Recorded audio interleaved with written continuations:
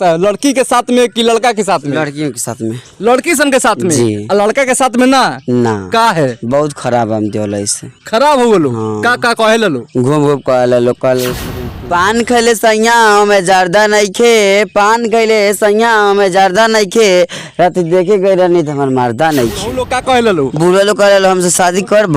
बुढ़ऊ लोग कहे लो? हाँ तुमको भग लगन कि नहीं से। हाँ हाँ बुढ़ऊ लोग कहे लो जी।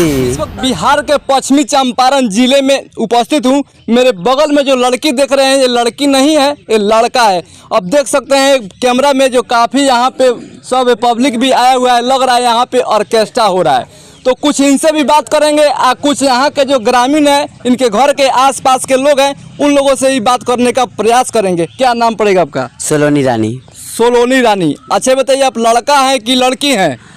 अंदर से लड़का ऊपर से लड़की। अंदर से लड़का और बाहर से लड़के हो जी।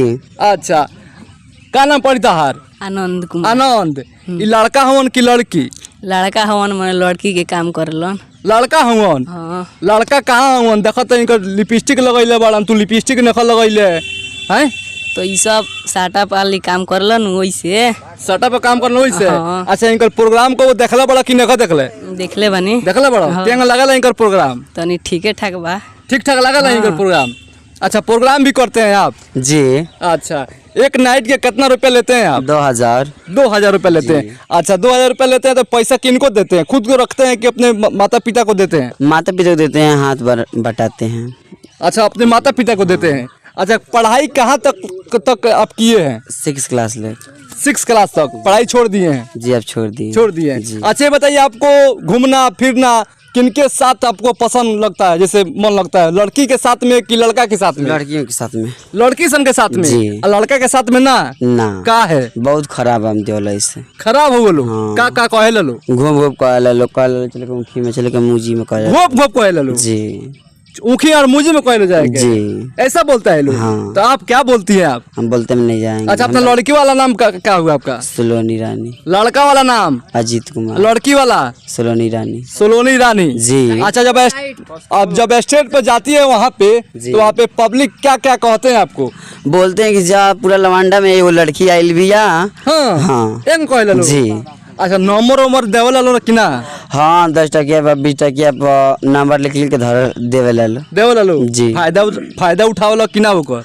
हाँ फायदा उठाओ नहीं, मोबाइल का बैलेंस रिचार्ज करावे। अच्छा, मोबाइल का रिचार्ज करावे लो? जी। ओकरा बाद नंबर ब्लॉक। अच्छा। अपना कने हम अपना कने ब्लॉक कर देवलो ओकरा बाद में? जी। अच्छा, रिचार्ज करा के ब्लॉक कर देवलो? जी जी। अच्छा, आई जौन ई बा हई ई जरिए से बाटे कि आगे पर चल के भइल बा? जरिए से बाटे। जरिए से बा।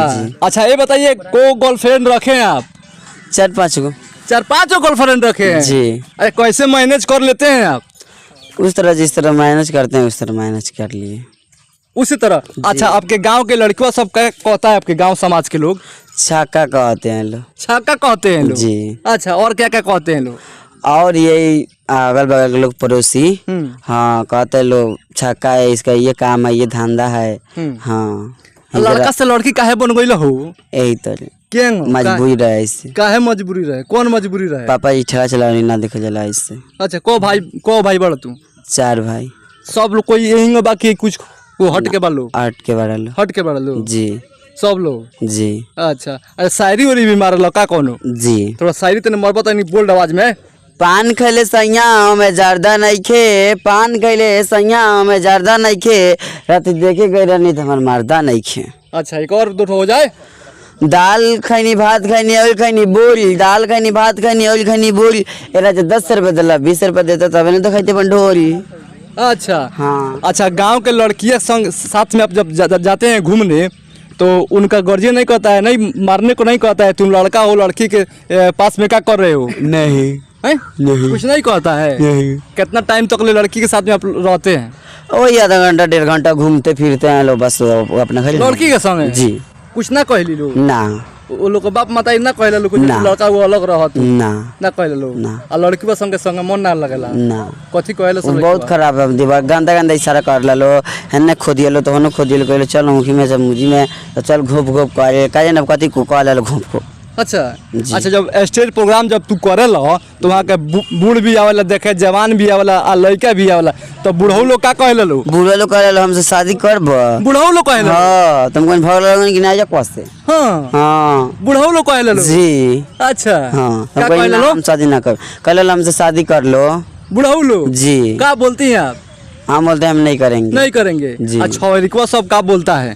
गोप गोप अपना भाषा में चिल्लाता है, लोग स्टेज पे चढ़ते हैं तो। जी खूब। खूब चिल्लाता है लोग। कितना रुपया मतलब मिल जाता है रात को? हम 1000-1500 रुपया उपरवार मिल जाता है। ऊपर 1000 रुपया मिल जाता है? हाँ 1000-1500-2000 जिस तरह का प्रोग्राम करते हैं उस तरह के पैसे मिल जाते मतलब पब्लिक पैसा कितना रुपया दे देते हैं एक नाइट के? हैं। नाइट के पब्लिक 2000 देते हैं लोग। 2000 रुपया? जी नाइट। अच्छा जी।